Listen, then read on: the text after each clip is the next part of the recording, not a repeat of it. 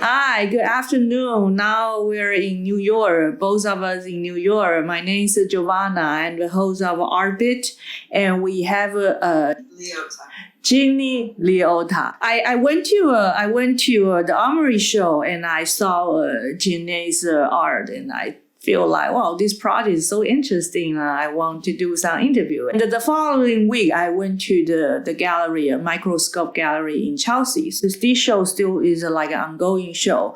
If anybody want to see it, they still can see. The name of the show is called The World is a Picture of the World. Jeanette, can you introduce yourself right now?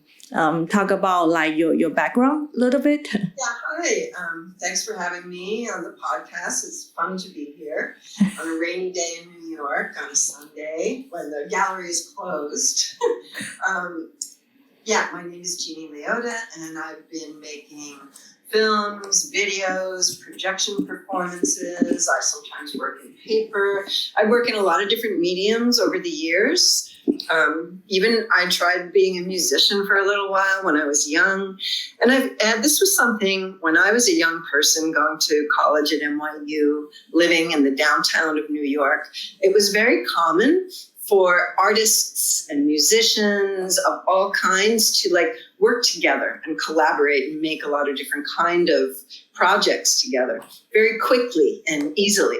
So it's normal to have a theater person playing the guitar and a drummer making films. Everybody was mixing it up, and poetry too. So that was a very big influence to me as a young person, to think that you didn't only have to make one kind of art. So I like to say now that I'm promiscuous with media. I work across many different kinds of media. It's a little joke, right? Promiscuous is pretty sexy, but it's a sexy experience, right? To make a lot of move around through different materials, because every material has its own story to tell. And sometimes one material is perfect to use to explore an idea, and sometimes another one is better.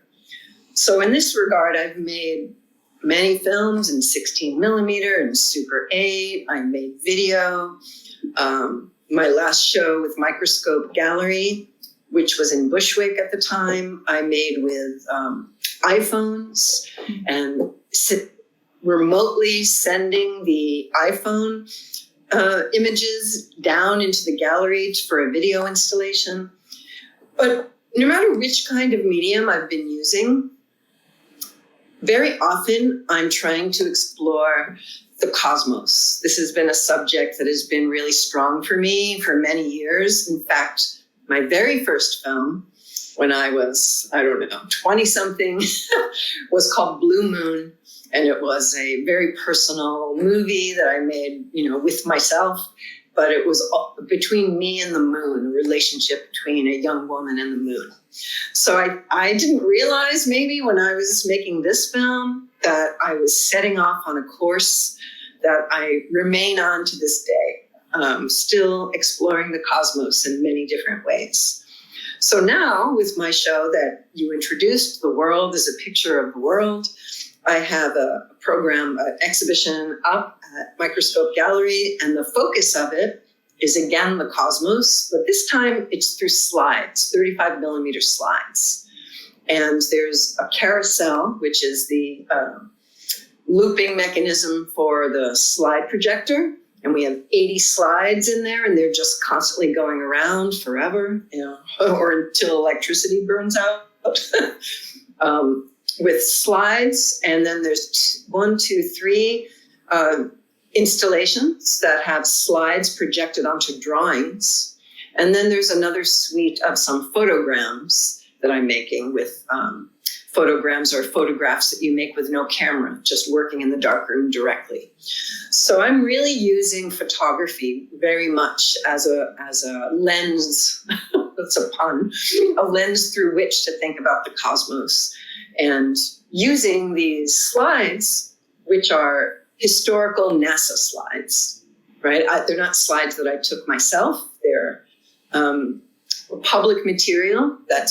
Material that's made public by NASA, because it's important to think that everything that NASA produces and with images and information, they publish and make public, because it's all funded through tax monies and it belongs to the American people. So I'm using these public materials of the NASA images. Most of those images are older, obviously, because they're on slides. Picture of the world and the 35 millimeter NASA slides.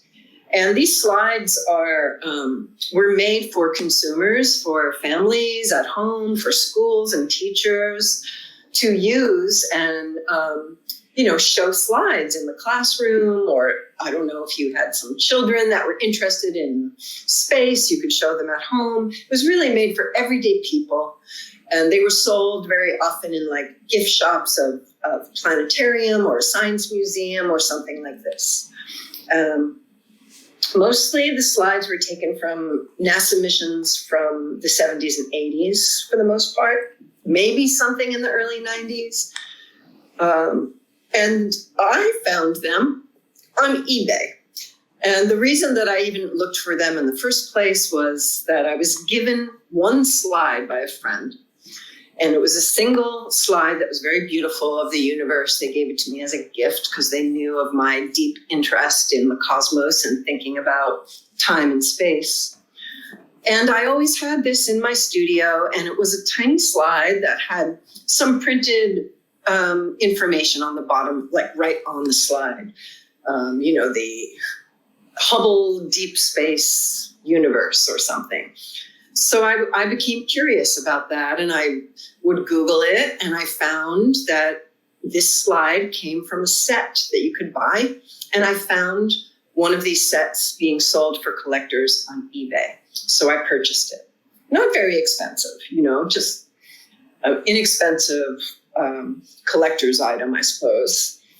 And I had the one slide in my window because, the beautiful thing about slides and real film, unlike videotape or, our screens that we look at, is that it's actually a material that light shines through, right? It's like a stained glass window, like having a tiny stained glass window.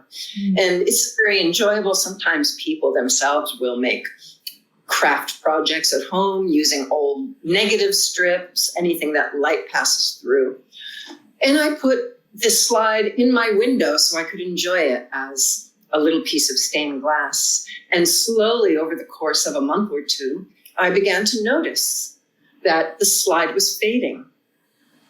Nice. This deep, dark sky with stars in it was slowly becoming greener over time. And it was a beautiful color. It was so fascinating. And I realized, of course, as someone who works with photography, I'm putting this slide in the window and the sun is bleaching it out. It's taking the color away and revealing a new color underneath, right? Because in a photographic material, you have layers that are of the emulsion on top of the base. So there are different layers of color. And this was revealing a different color.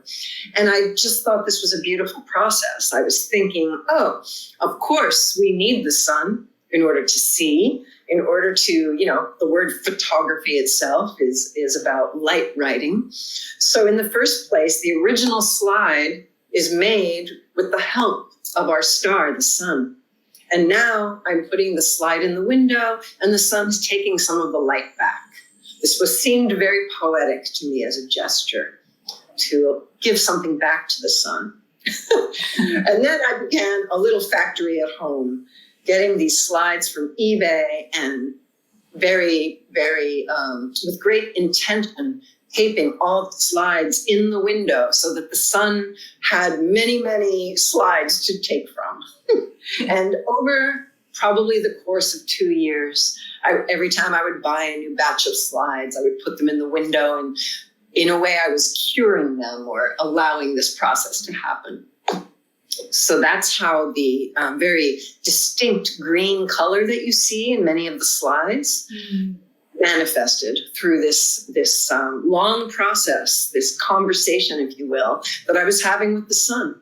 This is why artists always can find something that people, they won't notice. Well, they notice the color. They just don't know, how or why, but the color is very strong. And it's the first thing people say when they look at the slides. It's like, what is that green? Because we are so used to thinking about space. There's no light. There's only stars and everything else is black. Or they think about the sky and the atmosphere and the, colors that we can see from the earth, the blue sky, for example. But what was this green? It looked like some very intense pond water or some ocean color almost.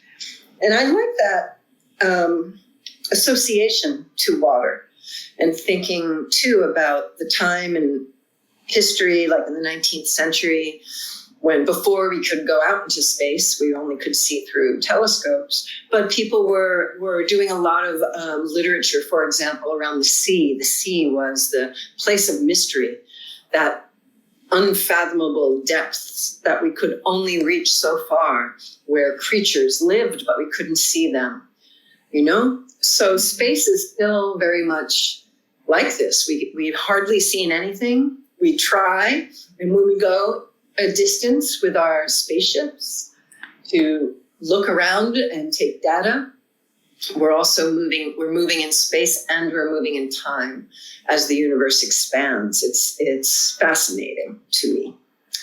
So yeah, I think people see that green, but don't know what the green is. And that was my first step in this whole process of working with the slides, was this relationship with the sun and this color process that we were undergoing together, myself and the sun.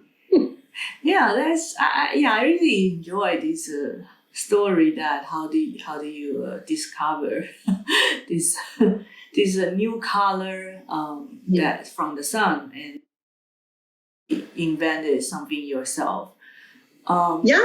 And it brings, once the color changed, it made me think differently about this image of the cosmos. This picture was now changed by the way I was working with it.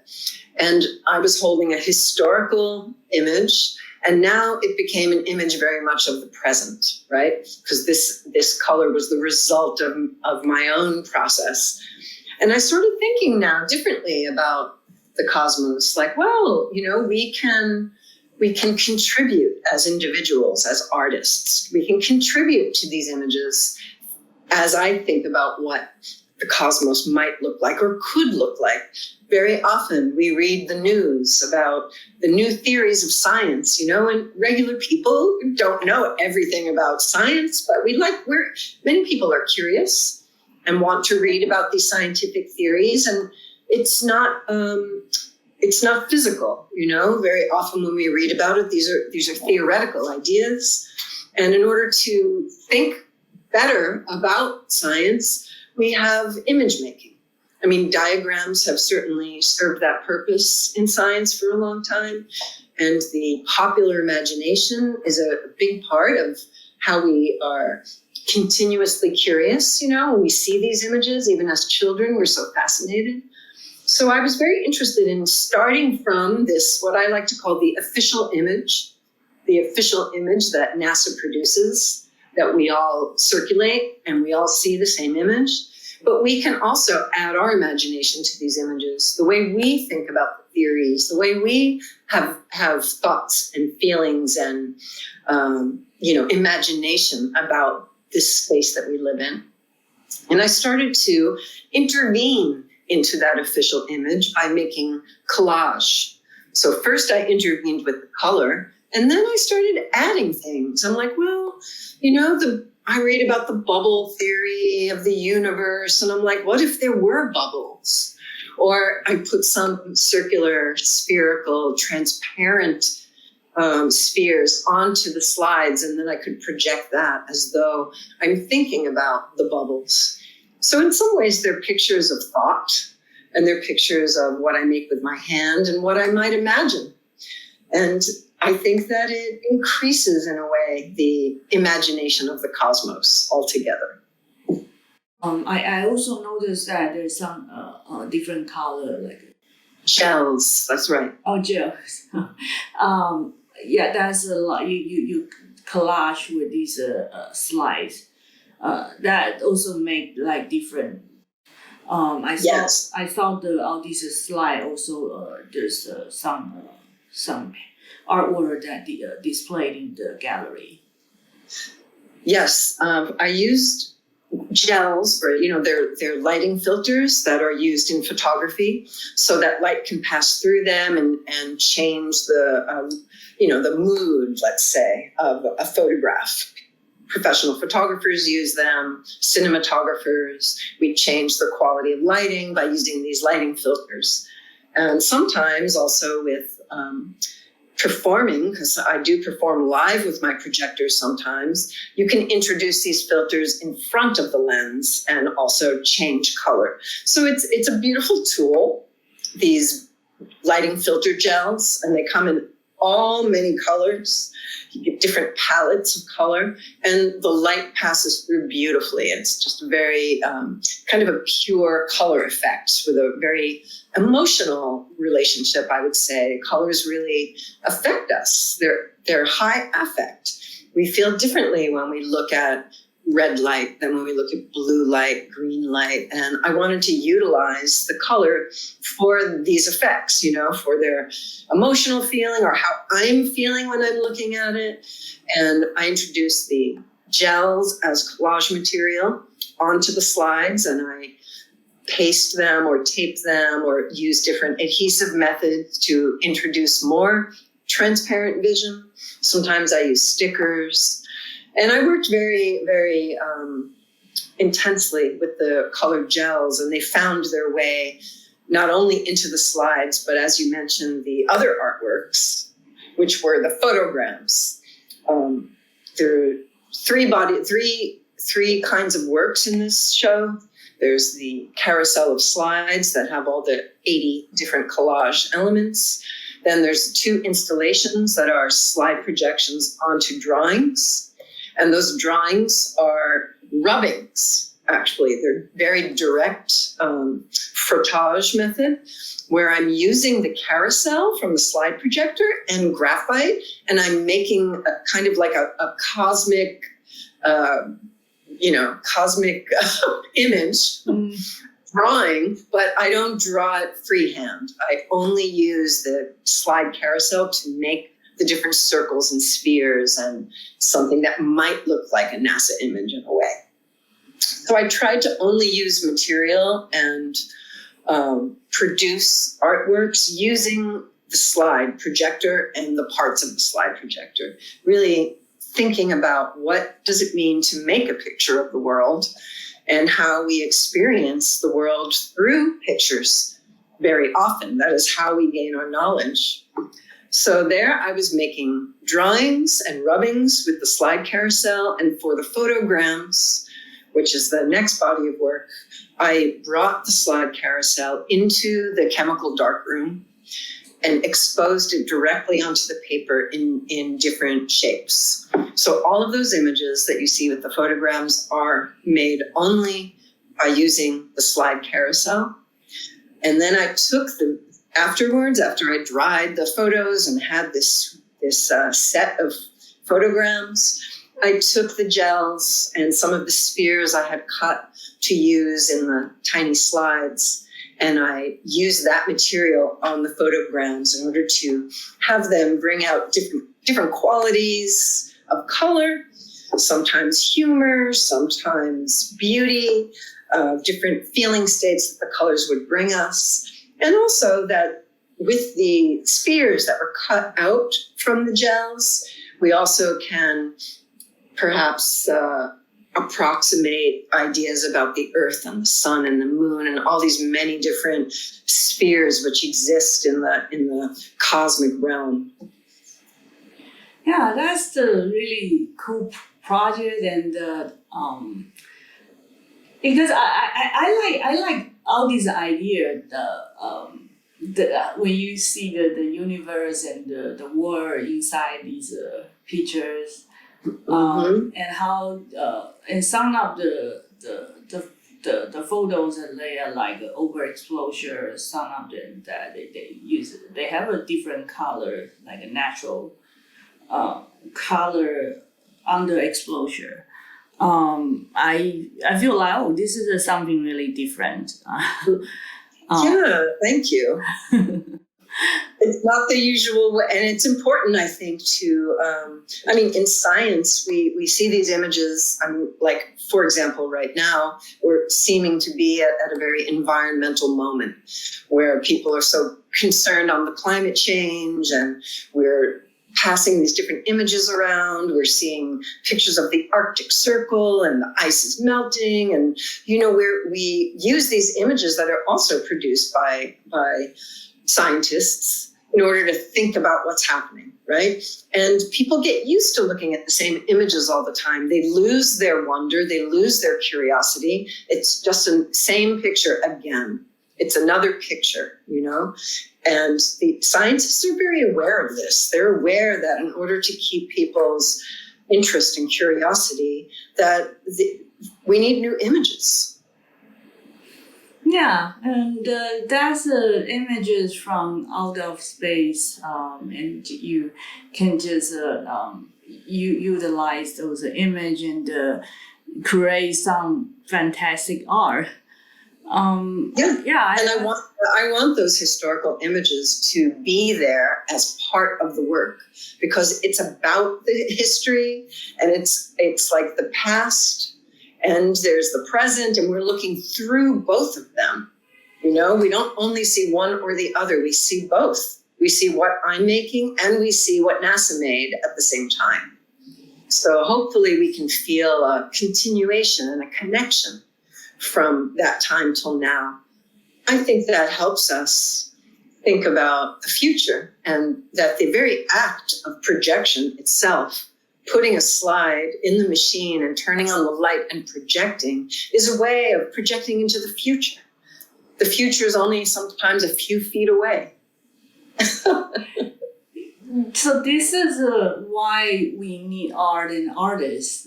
Is somehow it can become the legacy and something that people, they will remember, the next generation. I hope so. I run tech companies. I really like science myself. Yeah. I worked on a project with some scientists from NOAA. I worked on a project where I sat and spoke with some scientists about different ideas. And one of the scientists said something so interesting that I never forgot. She said, when scientists do their work, they have to focus very intently, and it's almost like they have to have tunnel vision. They need to put on their blinders so they can go very deep into a tiny specific subject. But they lift their head sometimes and they see artists. And what artists are very good at, he said, was to bring us the dynamics of the environment and the world. That every single tiny specialty that every scientist is doing is actually in conversation with everyone else. And all these systems affect each other. They are a dynamic system. And I love thinking about that. I said, that's actually true, and is actually what is exciting to me more than anything about touching in with these scientific images, is thinking about the dynamics of the world. Yeah, that's really something, dynamic, that is the word. It is, that's a good word, right? Yes. Are you teaching in college right now? What did you teach right now? Yes, I'm teaching remotely from New York at my job at the University of Colorado Boulder. And I'm teaching 2 classes at the moment right now. One of them is about film and spectatorship for young filmmakers. And the other class is open to any people. And it's looking at the films of Robert Bresson and thinking about some of his theories. And then in the springtime, I teach a grad seminar just for graduate students of all the different arts. And the subject changes. Last spring, I taught about art and film in the time of AIDS during the 80s and 90s. So I teach many different subjects. I also teach a class called Projected Light, where we work specifically with projections in space. That's a really fun class to do. And maybe with this show at Microscope right now, you could see some of the techniques that I might be teaching them. Yeah, that's really interesting because when I was in Taiwan, record company and especially electronic music, so I work and collaborate with a lot of VJ. So they work with a projector and make some videos with the electronic music, and it's really a lot of fun. Yeah, it's very good for students to play with these apparatus instead of just thinking that there's only one right way to use any kind of tool. There's many ways, and it's important for them to practice those ways so they can get their own ideas. Yeah. Yeah, that's a really really good cause. That I'm glad that you have fun to teach too. So there's a lot of project that you can collaborate with other artists. Exactly. Mm-hmm. Okay. Can you also share your story that that your plan about the artistic life in Colorado and any future plan for next year?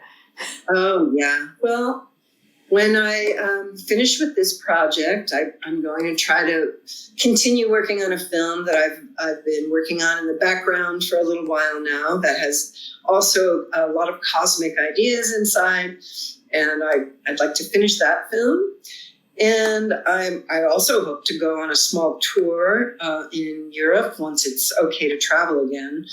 Many plans were canceled, during the pandemic. So I hope to get back and tour around with some projector performances that I make using various objects in front of projections and creating kind of a live show with objects. No images except for shadow and light refraction. So that is another plan. And then my furthest plan for next fall is a project I want to make in Colorado when the aspen trees are turning. Like, this would be the time right now in Colorado. They don't have the same.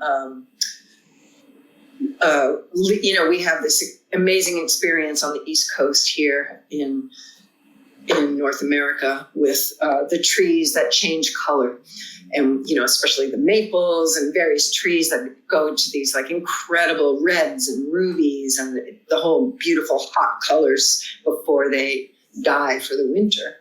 But there's not so many of those kinds of trees in Colorado. They have the evergreen dark fir trees, and they have the aspen, which is an amazing rhizome kind of a tree. They are not individual trees. They are all connected under the ground across many, many, many, many miles. One organism that puts forth shoots that come up as these aspen trees, and they're incredible neon yellow. It's a really amazing experience. So I think, it might not feel like a project about aspen trees is about the cosmos, but I say that it is. It is one of the ways that the dynamics of our world are experienced, and trees are sentient beings and part of the cosmos as much as we are.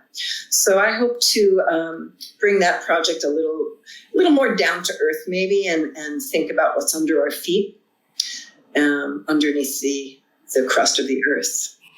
Yeah, that sounds very interesting, and looking forward. In New York, you should definitely go to Microscope Gallery in Chelsea. so the show is still on view. And this is a really interesting project that I found it something somehow that I feel connected. Like I love science and I love art and I like all these idea and concept. Thank you. Yeah, I should have mentioned also that the slide carousel piece is called My Mind of Universes Erupting Continuously. So I wanted to really bring with that title a sense of this constant dynamics of the cosmos, both in actuality as new galaxies are made, and it's an expanding universe where things change all the time, but also that our ideas about them change based on the images that we look at. Thank you so much. And this is a really great afternoon, and I really enjoy this story you share. Thank you, Giovanna. It's been a pleasure to be on Artbit. Thank you. Thank you. Okay, bye-bye.